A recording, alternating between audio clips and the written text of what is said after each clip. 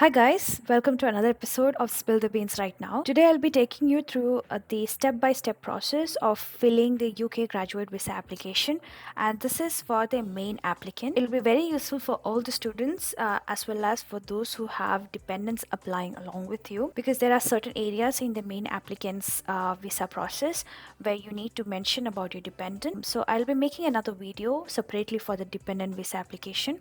So let's get started with the graduate route visa of the main applicant. First you need to do is to type in graduate visa on the Google tab and click on graduate visa apply. So it takes you to the government.uk website, and as you scroll down you can see there's a green tab called start now. This is apply for the graduate visa, start now. Clicking on it, it asks you where are you planning to live. For me, it was England, Scotland, Wales, or Northern Ireland.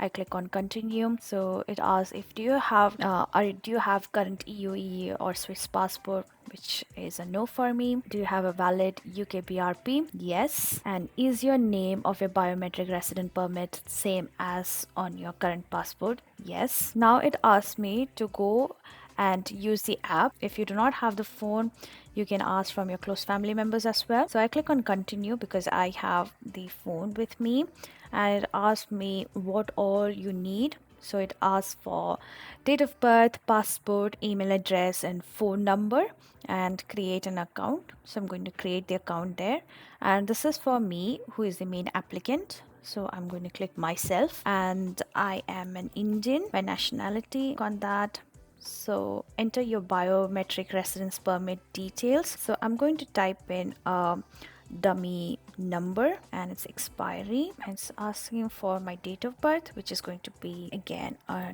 dummy date of birth, and it's asking my full name, which I am typing in. Click on continue and type in your email address. So I'm just waiting for my security code to come through. Next it asks for phone number, so I'm going to give it as +44 and my phone number. Typed in my phone number. I'm going to wait for my security code to come through. So it is asking for, do you want to add a helper to your account?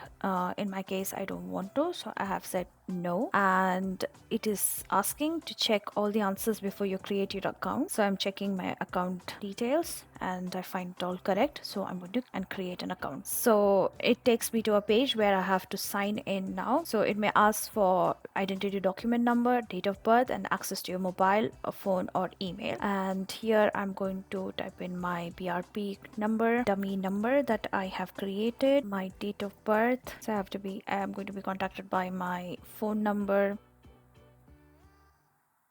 So it shows that my application number started on 10th of April, which is today's date, and it is the unique application number that you can see here. But since this is a dummy application, I'm not going to be using this one, but still I'm going to click on continue, and this is how it looks for a person who is going to start afresh. And you can see your unique application number here. Once you have completed, you can download your application here, and if you feel that something has gone wrong, you can always delete this application and start new again. So as you can scroll down and see, there is a first section, second section, and a third section, and a fourth one, and the fourth one is mostly optional for many. So the first section is confirming your identity. This is where we are going to use the app. I'm going to click continue. So does your identity document, which is the BRP, have a biometric chip? It does. Yes, you can, it is there, you can see it, and check you have the right smartphone. Click on yes. So we have come to the next page, that is continue on the app. You can either download the app on the Apple Store or from the Google Play Store. I would personally suggest that doing it on the Android phone is much helpful and is very quick and easy, because Apple phone, there are issues with scanning the biometric chip and it does not go through very easily, but whereas in Android it is very quick and easy step. Also, one thing that you need to keep in mind is that the app, if it gets if there is a failed trial for 3 times, the app is going to get locked for next 24 hours. So this is a bit of a hassle. So in order to avoid that, you can always borrow your friends or family members' Android phone and get this thing completed.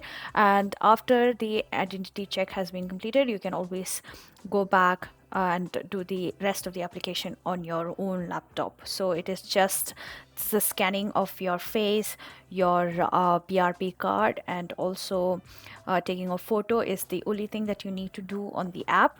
The rest, everything can be completed on the laptop, on your own personal laptop. So now let me take you through my successfully completed application form, and I'm going to take you through each of the questions and how I've answered those questions. So the first section is the basic information, which involves my name, the unique application number that is displayed on the top of your application once you have completed the initial steps. You can see that on top of your page.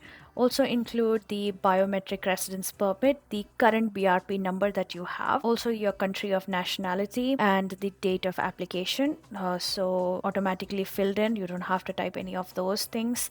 And type of the visa application is graduate route visa, which is also known as the Tier 4 visa or the student visa. All of this is now known as the graduate route visa, so you just have to type graduate. The IHS reference number, you will get that eventually, as well as the total fees for this application was somewhere around 750 GBP, and you will get a payment reference as well as the registration email and the contact email. I have kept both of those emails as the same one. Coming to the immigration advisor details, are you using any immigration advisor based in the UK? No, I didn't use any, and that's the reason why I'm also making this video, so that you also don't have to use immigration advisor and you can do it on your own. The next is the contact preferences. Which email would you want us to contact you? So it was the previous email that I kept for my registration email, and the phone number, I have kept the same one.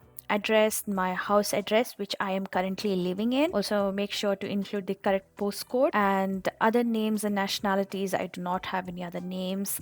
And do you have a valid national identity card? Yes. And the national identity card number that I kept is our Aadhaar card number, because it was the same number that I kept for my first application. That was my student visa application, so I didn't want to create a confusion and kept the same one. That is my Aadhaar card number. And the issuing authority is India. Do you currently hold or have ever held any other nationality or citizenship? My answer was no. If your answer is yes, please do mention that and what the country is and your location. The country, enter the country in which Rakhi Krishna is making the application. So it was United Kingdom. So one of the most important thing is that while you're applying for the graduate route visa, make sure that you are in the UK while you are making this application.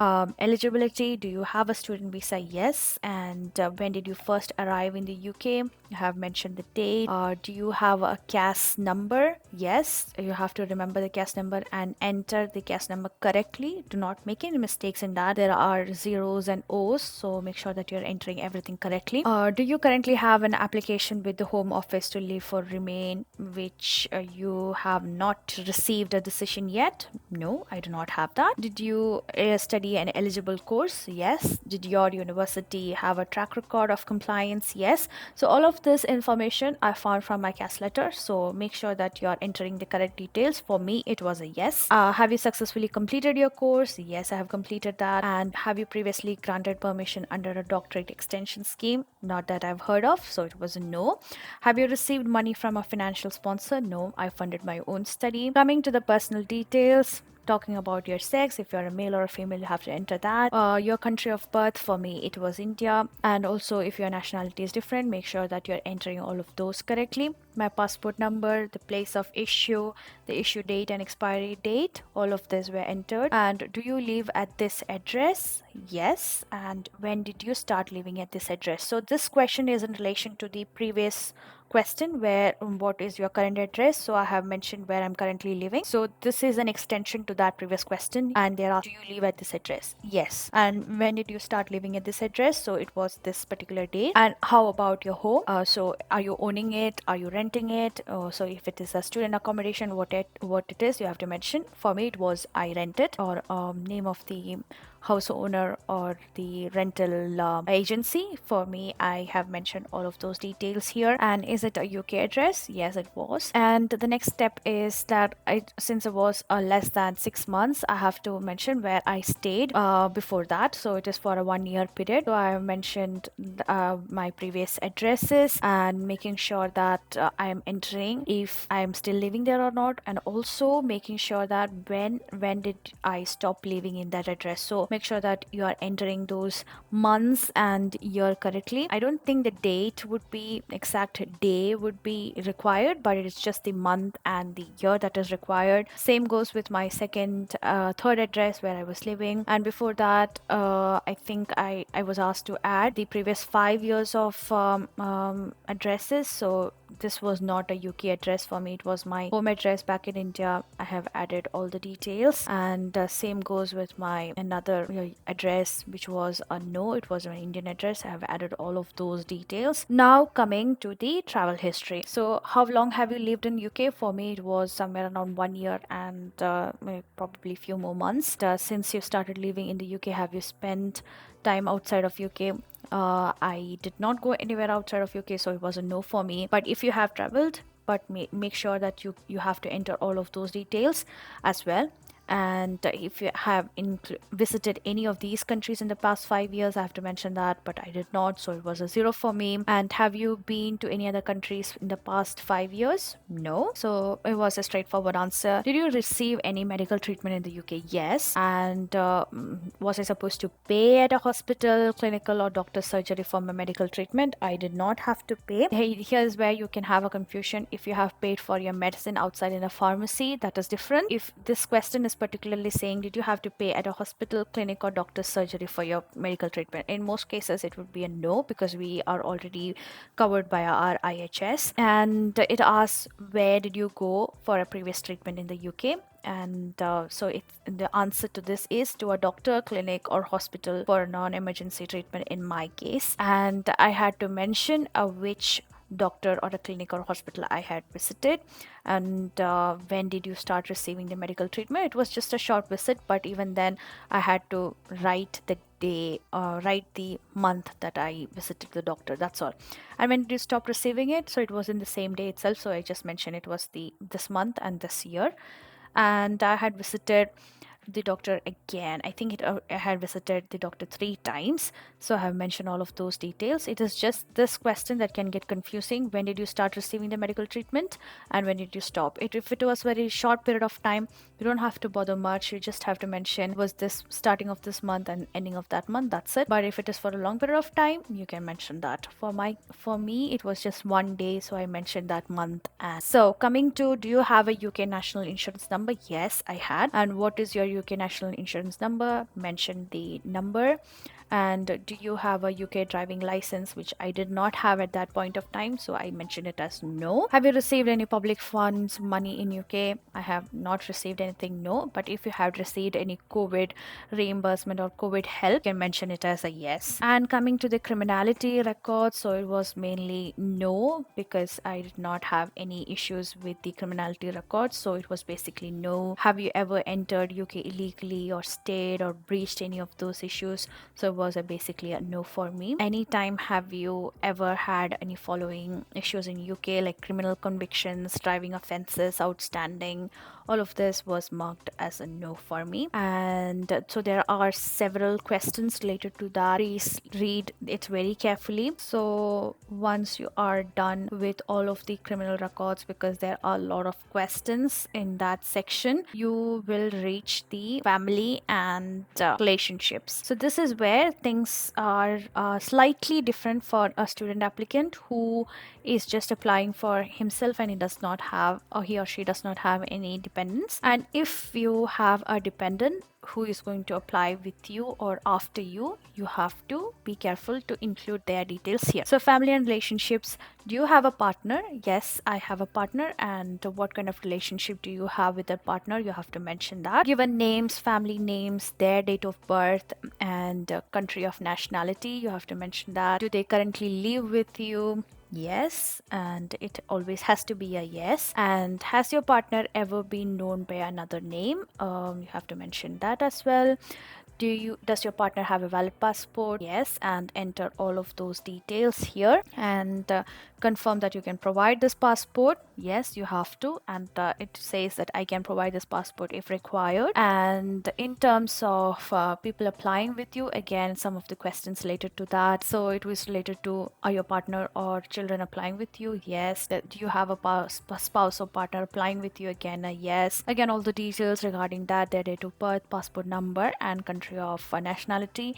In my case, I did not have any children applying with, but if you have any child applying or children applying with, please enter yes and add their details as well. And then coming to the declaration, where you're confirming that you understand all of these details that you have submitted as to be true and accept all the conditions, and that's the end of the application. Now coming back to how my original application looked like. Before, in the starting, I was showing you how to create a dummy one, as because it is to show you how it is going to start with the initial processes. This is how your final application should look like. All of these details have to look completed, and once this declaration is where your previous application ends. You have once clicked on that. Next is the process of payment and submission of your ISH health charge. Once your application and your payment goes through, it says that your process is complete. There is no way that you can go and make any changes to your application after that. So before you are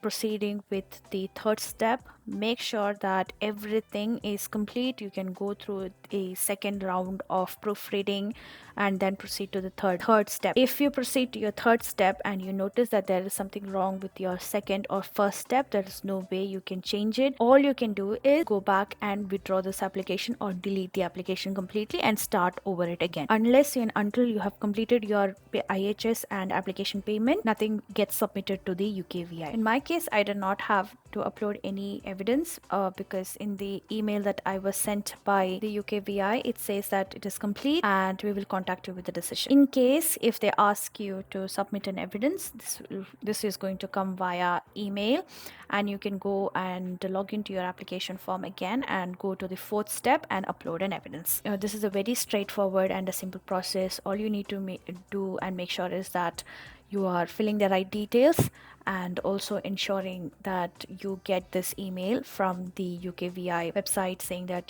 this application process is complete and they will contact you with the decision soon.